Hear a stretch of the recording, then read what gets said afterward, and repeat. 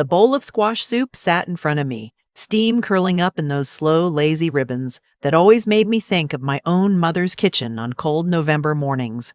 My son leaned across the Thanksgiving table with that smile he'd had since he was 4 years old, the one that used to mean he'd hidden a frog in my slipper, and he said, "Try this first, Mom. I made it just for you. I should tell you that I've been making Thanksgiving dinner in this house for 43 years. I know the smell of my own kitchen. I know the way butter browns in my Dutch oven, the exact shade of orange a butternut squash turns when it's been roasted right, the smell of sage when you crush it between your fingers." And I knew, the moment that bowl was set in front of me, that something underneath the cinnamon and the cream wasn't right. There was a metallic note, a faint sourness, something you wouldn't catch unless you'd spent 31 years in a hospital pharmacy reading labels and counting pills the way I had. But I smiled. I smiled the way you smile when your grandchild hands you a drawing of a horse that looks like a potato. I said, "Oh, sweetheart, that smells wonderful."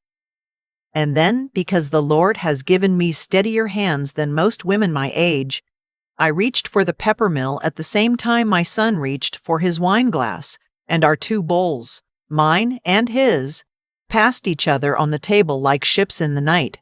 He never noticed. He was too busy beaming at his wife.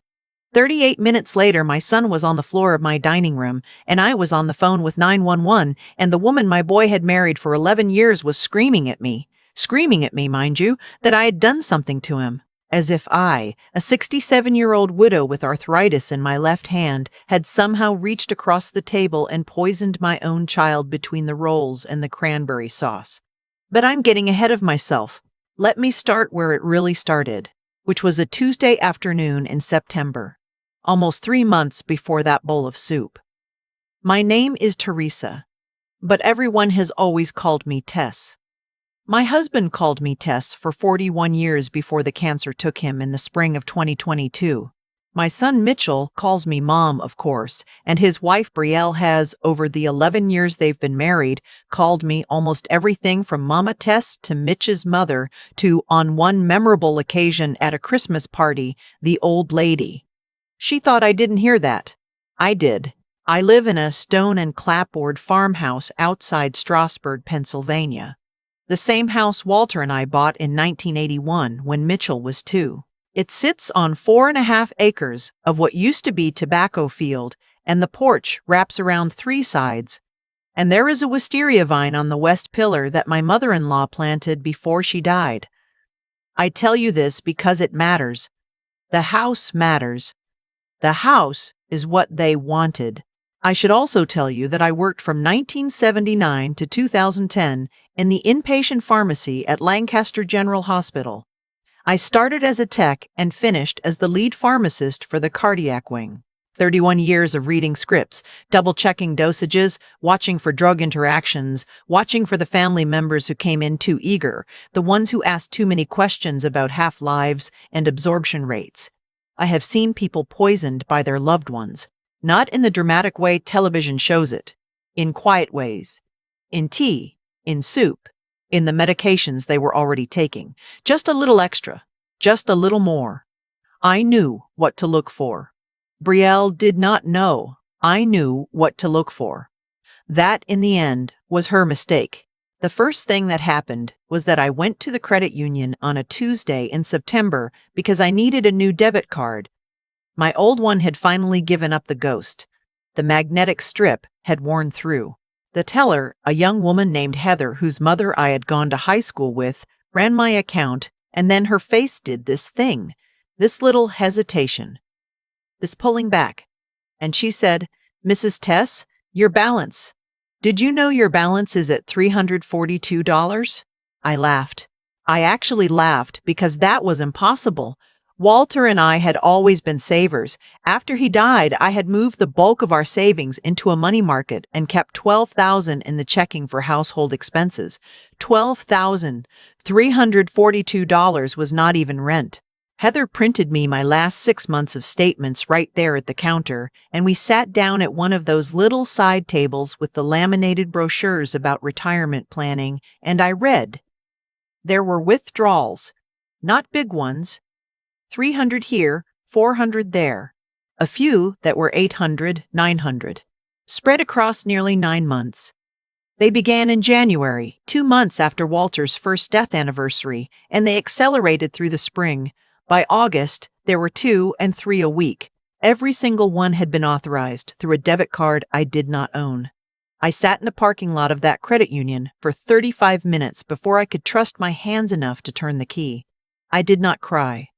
I think people expect that, the crying. But I have never been a crier. I have always been, my husband used to say, a planner, a counter, a list maker. So I sat in the car and I made a list in my head. The list had 2 names on it. Mitchell, Brielle. I love my son. I want to say that because everything I am about to tell you is going to make you wonder if I do. I love him the way you love a child you held in the hospital. Slick and red and squalling. The way you love a child who broke his arm at 6 and slept in your bed for a week, who graduated college on a Saturday in May and looked at you across a parking lot full of rented chairs and mouthed thank you. I love him. I have always loved him. I have always loved him. I will love him on the day they put me in the ground. But I knew, sitting in that parking lot, that he had been bringing Brielle to my house for 11 years, and I knew which one of them had figured out where I kept the spare debit card for emergencies, and I knew which one of them had whispered the previous Christmas that maybe I should think about putting Mitchell on my accounts as a cosigner in case anything happens. And the answer to all 3 of those things was the same answer. I drove home. I made tea. Real tea, just bergamot and hot water. And I sat at my kitchen table and I started a notebook, a green spiral notebook from the drawer where I keep the takeout menus. I wrote down every withdrawal, the date, the amount, the location. Most of them were at an ATM in Lidditz, which was 20 minutes from me, but 7 minutes from the duplex Mitchell and Brielle rented. Then I called my friend Constance. Constance Veloso has been my friend since 1974. We met in nursing school before I switched to pharmacy and she switched to law school. She has been a divorce attorney in Lancaster for 40 years and the last 10 as a partner at Veloso, Riggio, and Park. She is the only woman I have ever known who can swear in 3 languages and mean it in all of them. Tess, honey, she said after I read her the numbers, you do not call your son. You do not call the police yet. You come to my office tomorrow at 10, and we are going to do this carefully. So I did. I drove into Lancaster the next morning and sat in her office, which smells like old books and the cinnamon candles she keeps lit in defiance of building code, and we made a plan. The plan had 3 parts. First, I would freeze the accounts that day, get a new card, change every password I had. Second, I would gather every piece of evidence I could without tipping anyone off. Receipts, bank statements, anything in writing. Third, I would not, and Constance was very firm about this, confront my son or my daughter-in-law until we knew the full picture. Because, she said, the picture might be bigger than I thought. The picture was bigger than I thought. Over the next 6 weeks, with Constance's help and a forensic accountant named Yusra Bakhtiar that Constance hired on my dime, we found the following. $47,000 had been moved out of my checking account between January and September of that year. Most of it had gone to an ATM, but some of it had gone, through 3 separate Cash App transfers I did not remember authorizing, to an account belonging to Brielle's brother in Wilmington, who was, the accountant told me, 2 months behind on a Mercedes lease. There was also this. In March, somebody in the bank's records indicated it had been done from the IP address of my own home. On a Tuesday afternoon, when I had been at a doctor's appointment and Brielle had been stopping by to drop off some banana bread, had attempted to add Mitchell as a joint owner on my money market account.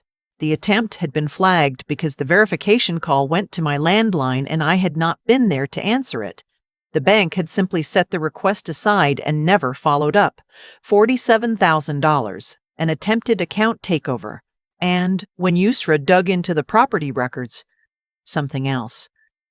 A quiet claim filed in August on the deed to my house.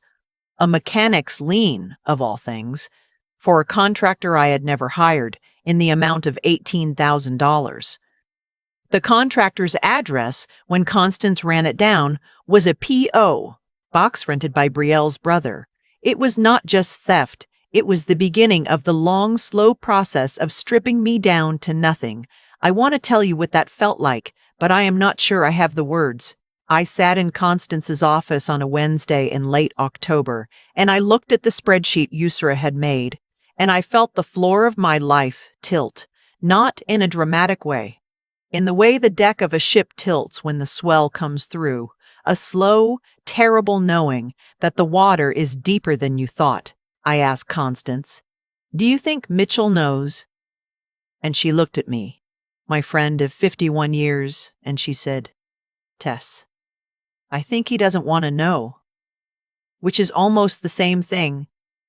I did not cry that night either. I went home and I made myself a turkey sandwich and I sat on the porch and I watched the sun go down behind the tobacco barn that has stood on that property since 1908. I thought about Walter. I thought about what he would have said. Walter had been a quiet man, a high school chemistry teacher, the sort of man who would have, in this situation, gotten very still and then very precise. He would have said, "Tess, you let it play out. You let them show you who they are, and then you decide what kind of grandmother you're going to be." So that's what I did. Constance and I made the second plan. I would invite Mitchell and Brielle to Thanksgiving as I always did. I would behave normally. I would say nothing about the credit union, the lien, the brother in Wilmington. I would, in the meantime, transfer everything, and I mean everything, into a revocable trust that Constance was setting up in my name, with my younger sister Pauline as the secondary trustee. The house would go into the trust. The money market would go into the trust. The little annuity from Walter's pension would go into the trust. Mitchell would not be on any of it. But here is what I did not tell Constance. Here is what I did not tell anyone. I had been getting headaches. They started in late September, about a week after Brielle had come over with that banana bread. Dull, creeping headaches behind my eyes, the kind that made me want to lie down at 3 in the afternoon. And I was tired, so tired. I had thought it was grief, finally catching up to me, the way grief does. Walter had been gone almost 2 years, and I had heard from women at church that the second year is sometimes worse than the first. But on a Sunday in early November, I made myself a pot of coffee from a fresh can. A can I bought at Stauffer's that morning, that I opened myself, that no one had touched, and I drank a cup and I felt fine. Better than fine. Clear-headed. Sharp. The next morning, I made coffee from the can in my pantry.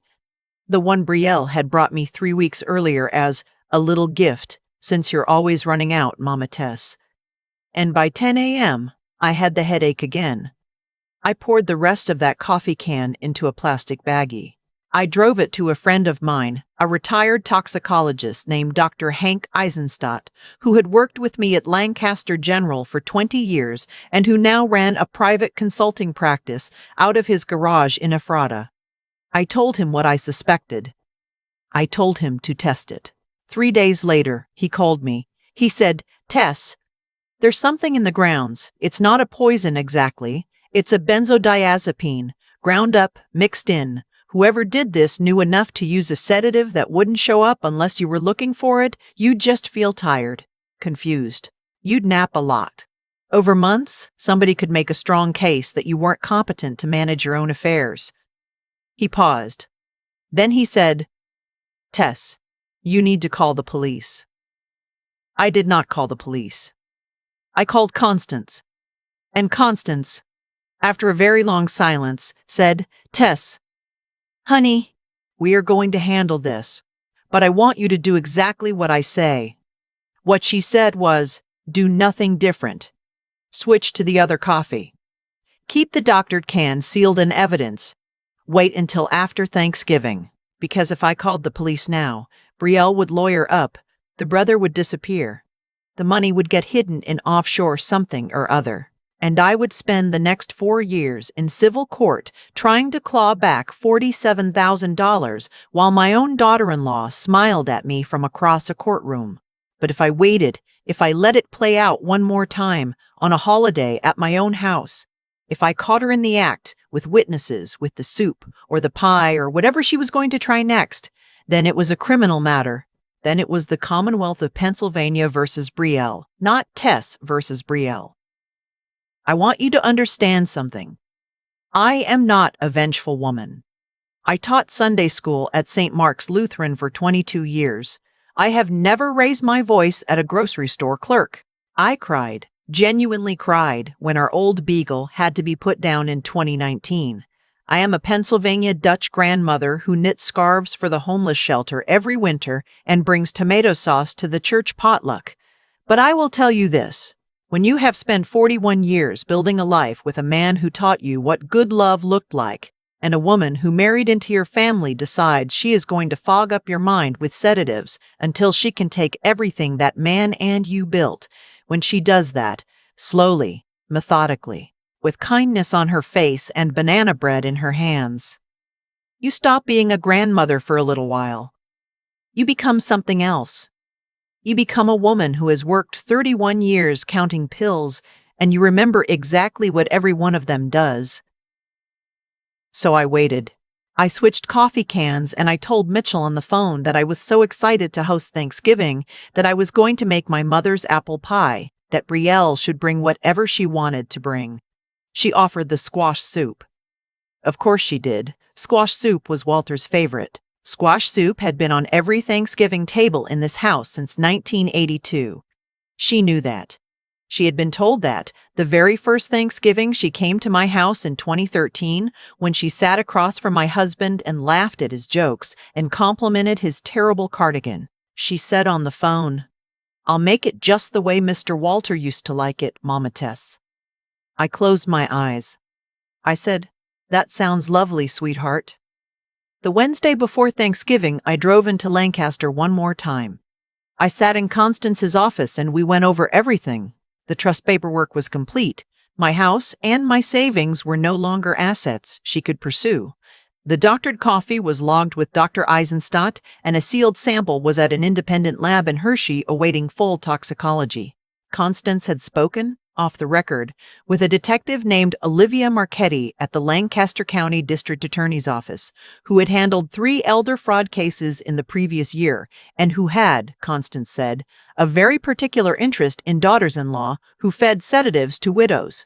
Detective Marchetti had told Constance, if anything happened on Thanksgiving, anything at all, I was to call 911 first and her second, and she would be at my house within the hour.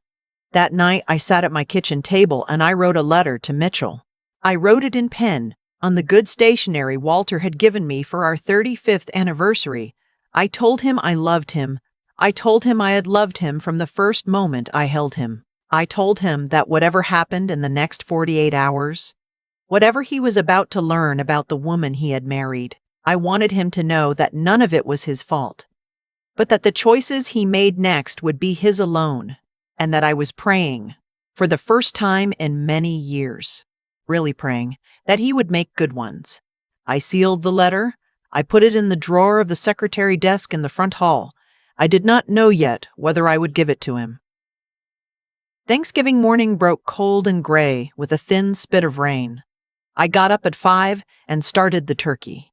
I peeled potatoes at the sink and watched the sky turn from black to pewter, and I thought, this may be the last Thanksgiving I ever cook in this house with my son in it. And I let myself feel that for 1 minute, with my hands in the cold water and a potato in each palm.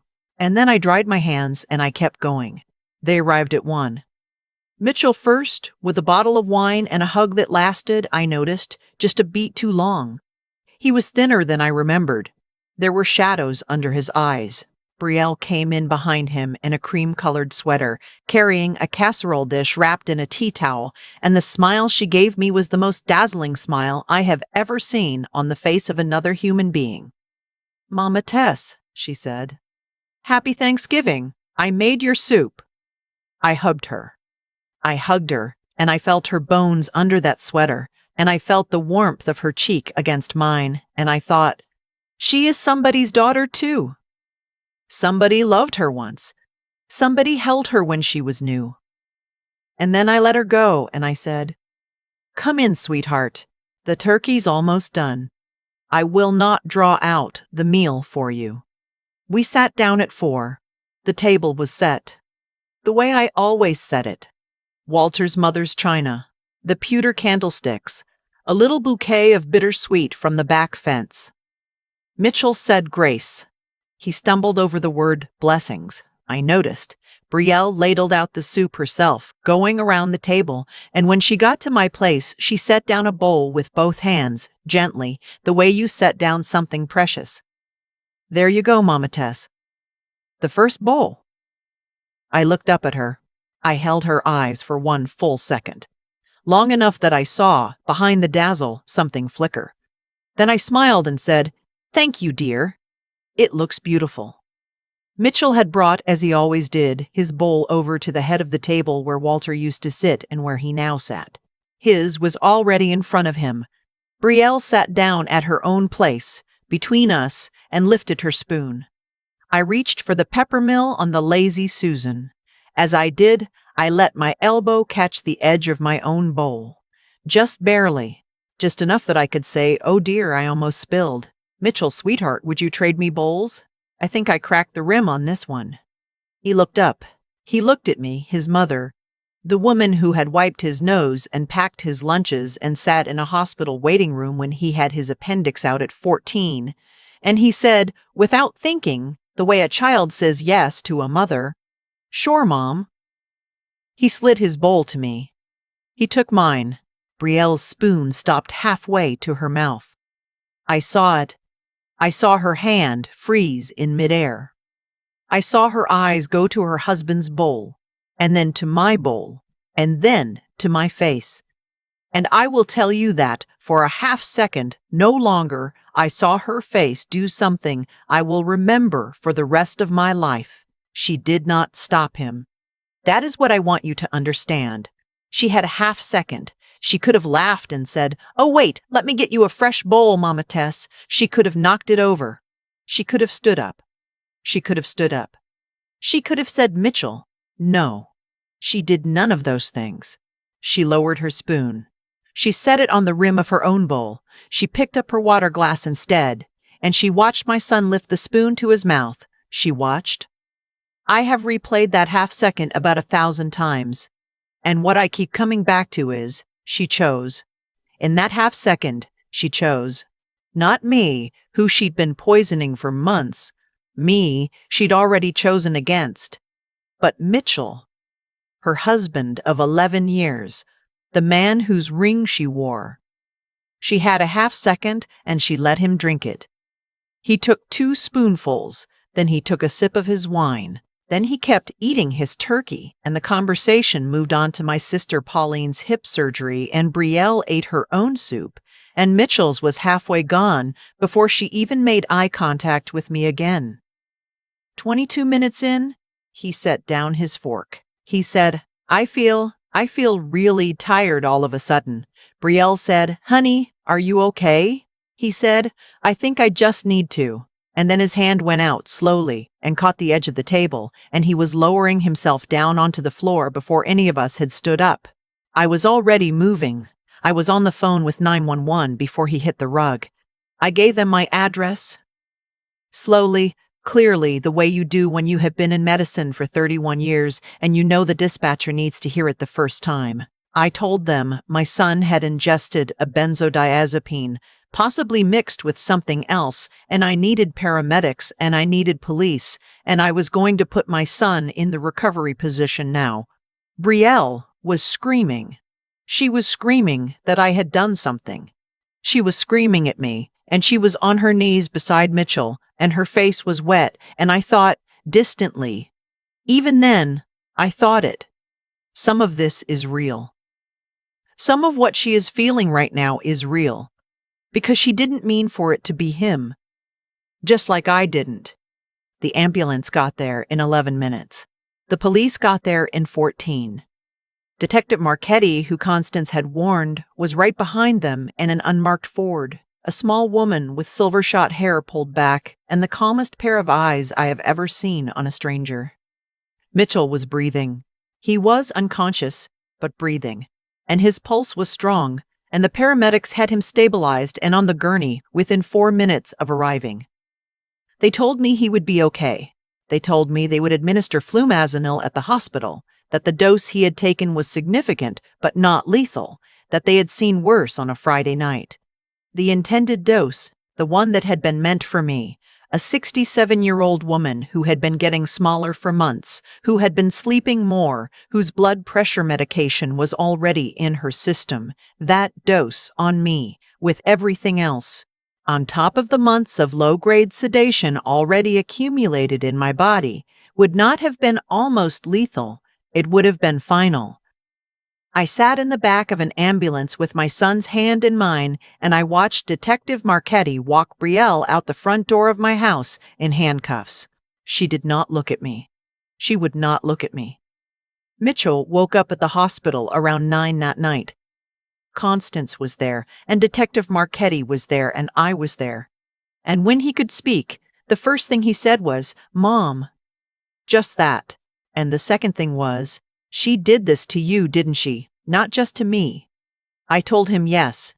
I told him about the credit union, the $47,000, the lien on the house, the Cash App transfers to Wilmington, the doctored coffee, Dr. Eisenstadt's report, the trust I had put everything into 3 weeks before. The detective. The plan, all of it. He cried. I have not seen my son cry like that since he was 9 years old, and our golden retriever got hit by a car on Route 222. It was a long, ugly, exhausted crying. And I held his hand through it, and Constance stepped out of the room to give us privacy, and I did not cry with him. I had cried mine already, alone in the bathroom of my own house, between the soup and the police, in a window of about 90 seconds, with the door locked. The case moved fast after that. Brielle was charged in the Court of Common Pleas of Lancaster County with aggravated assault, attempted homicide, theft by deception, identity theft, and elder financial abuse.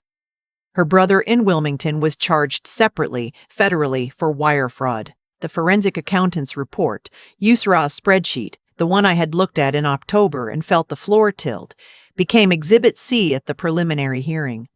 Brielle pleaded out in March. She got 11.5 to 23 years in state prison, with the financial abuse charges running consecutively. The brother got 6.5 years federal plus restitution. I attended every single hearing. I sat in the second row in a navy blue dress that Walter had picked out for me in 1998, and I never once cried in that courtroom. Mitchell filed for divorce on a Tuesday in January. The $47,000 was recovered, most of it, through a combination of Brielle's frozen accounts and a settlement against her brother's assets. The lien on my house was vacated. The trust I had set up the previous October held everything together through all of it. Constance took a fee that was about 1/10 of what she should have. She told me, when I tried to argue, "Tess, you and I are going to be buried in the same cemetery. Don't insult me." That was 18 months ago. I want to tell you what came after, because I think the after is what matters. I think the after is what those of you watching, if you are watching this. And I know some of you are watching because you have been the woman in the squash soup chair, and some of you are watching because you are afraid you might be. I think the after is what you came here for. Mitchell moved home for 9 months. He slept in his old room. He fixed the wisteria trellis. He started seeing a therapist twice a week. And he started, slowly, to look like a person again. We have not always had an easy time of it. There were nights at the kitchen table when he asked me how I knew, and how long I had known, and why I hadn't told him. And there were no good answers to any of those questions. There was just love and time, and the slow dawning realization on both of our faces that I had been trying, for the months before Thanksgiving, to save him too. He moved out last spring into a little craftsman bungalow 10 minutes from me. He has started dating a woman named Halsey who teaches kindergarten and who, the first time I met her, brought me a plate of homemade snickerdoodles and asked, before she handed them over, whether I had any food allergies. She asked. I almost cried right there at the door. I am 69 years old now. I still live in the stone and clapboard farmhouse outside Strasbourg. The wisteria is still on the west pillar. I still teach Sunday school when my hip lets me. I still have coffee every morning from a can I bought myself that no one else has touched, and I still keep a green spiral notebook in the kitchen drawer, just in case. People ask me sometimes, at church mostly, because the story got around, and you cannot stop a story in a small Pennsylvania town once it has its legs under it. They ask me, Tess, how did you do it? How did you sit across from her and smile at her and let her serve you that soup and not break? How did you switch the bowls without your hand shaking? And the answer is something I did not understand until afterward. The answer is that 31 years in a hospital pharmacy will teach you a lot of things, but the most important thing it teaches you is this: the pill itself is never the problem. The problem is always the person who hands it to you. You can save somebody's life by reading a label. You can take somebody else's life by writing one. The medicine doesn't care. The medicine just is. It is the human hand, every single time, that decides which way the bottle pours. And what I learned, on the floor of my dining room, with my son not breathing right, and my daughter-in-law screaming at me, and the Pennsylvania rain coming down on the porch. What I learned was that I had, somewhere along the line, become a woman whose hand could be trusted. Not because I never made mistakes, I have made plenty, but because when the moment came, when there was poison on my table and my own boy was about to drink it, I knew which bowl to pass and which bowl to keep, and I did it without flinching, and I lived, and he lived. And the woman who tried to take both of us is in a state correctional facility outside Muncie and will not be out until she is 53 years old. The kindest face at the table is sometimes the one you should watch the longest. My mother told me that, and I did not understand her, and now I do. If you're sitting at a table this year, and there is somebody across from you whose smile has started to feel a little too bright, whose questions about your money have started to feel a little too pointed, whose gifts have started to come a little too wanting, whose gifts have started to come a little too often, I want you to do one thing. I want you to trust the small cold feeling in the bottom of your stomach, the one you have been trying to talk yourself out of, the one that says, something here is not right. That feeling is not old age. That feeling is 30, 40, 50, 60 years of being a person on this earth, and it has earned the right to be heard. Listen to it. Make a list. Call your friend who became a lawyer. Buy your own coffee. And if you ever find yourself on some morning or some evening or some holiday afternoon with a bowl of something warm in front of you and a smile on the other side of the table, and the smell underneath the cinnamon is just slightly, faintly, almost imperceptibly wrong, reach for the pepper, bump your bowl, and trade. You are allowed to. You are 60-something years old, and you have been a daughter and a wife and a mother and a widow, and you have earned every single one of the years on your hands.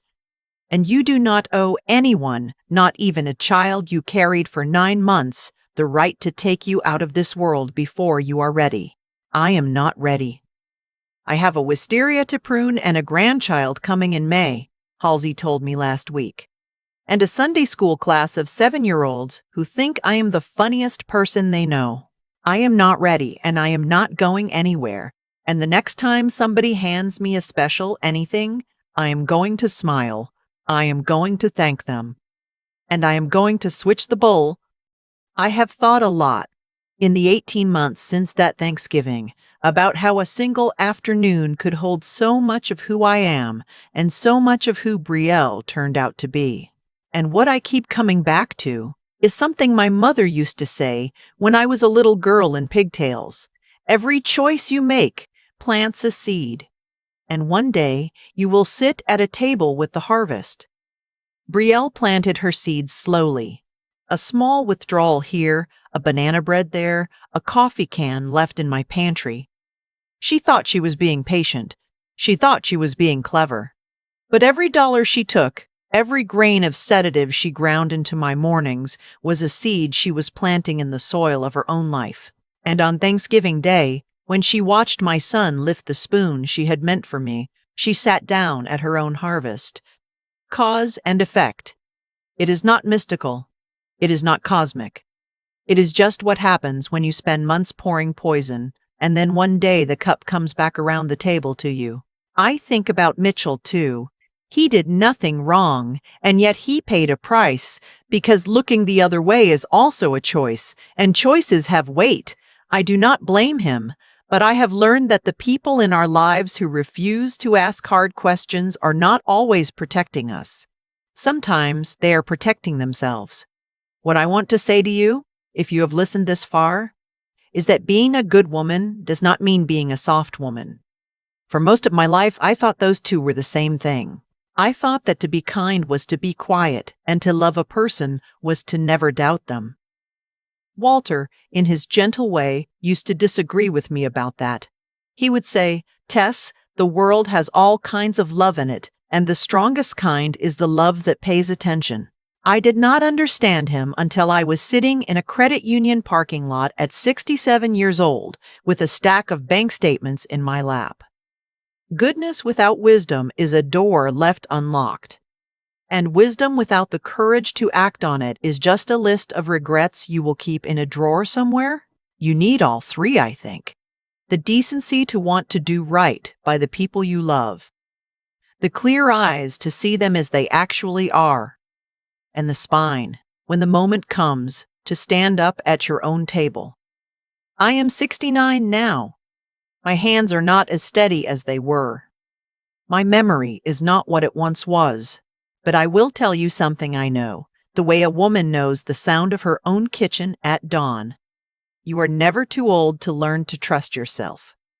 You are never too tired to refuse what you have not chosen. And the grandmother who switches the bowl is the same grandmother who knits the scarf and bakes the pie and prays at the bedside. She is one woman. She has always been one woman.